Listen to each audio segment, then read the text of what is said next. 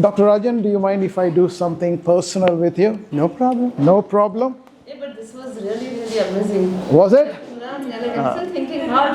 It's like, the different ticket number. Yeah, that's okay. So let's try something with you. Dr. Rajan, please be very honest. Have you disclosed any personal information to me? No. And you know he's an honest person. He's not going to lie in front of so many people, okay? So that is true. Whatever I'm going to ask you, don't give me the answer. I only want you to think of these things that I'm going to ask you, doctor. I'm sure in your walk of life, there must have been few people who must have influenced you, right? Motivated you into probably even choosing yoga as something that you want to do. Yes. So I want you to think of someone. There could be many people, but I would like you to think of one specific person who could have influenced you in your life. Only think of the person's name in your mind. Yes. Do you have one? Yes.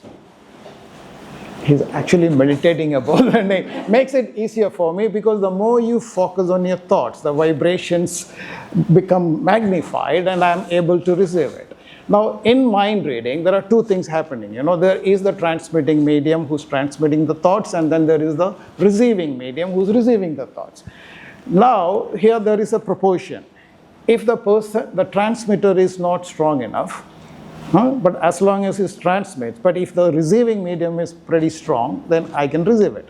Sometimes I do the reverse. I think of something, and I let the audience figure out what I'm thinking. But we are not going to do that today. So you have a person in your mind, you're focused on that, and I am going to write that person's name, what I feel that I am getting. Okay, so that's one piece of information. Let us take it a step further. Do you remember where you met him in the first time? Yes. It could have been in any part of the world. You live in US, maybe you met him in US or probably in India. You can focus just not on the country, but on the city, in the city or the place that you actually met him. Mm-hmm. Okay, can you just transport yourself to that place Already. Right now in your mind? Already. Okay, you've done that. You're a perfect volunteer for me. And you're helping me as well. Trust me. The more focused you are, the easier it gets for me. Okay? Okay, I am.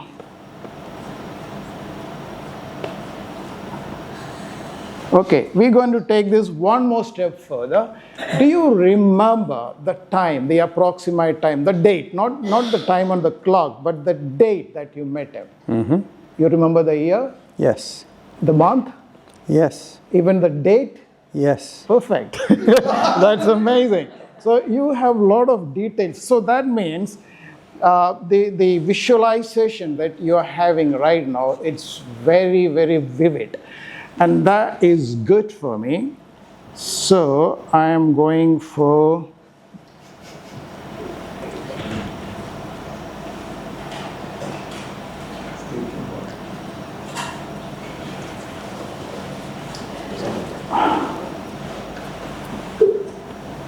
okay. I've written some information here, doctor. I'm going to show this to the people first. You're not going to say it. Sure. This is what I've got. So for the first time, can you tell us the name of this person that you're thinking of loudly? Sure. The name I was thinking of was a person called P.V. Shenoy. P.V. Shenoy. Yes. And which part of the world did you meet him, doctor? In the city of Calcutta. See, they're applauding. So that means something is going on. Yes. Which year did you meet him? 1981. And the month? April. April. How about the date?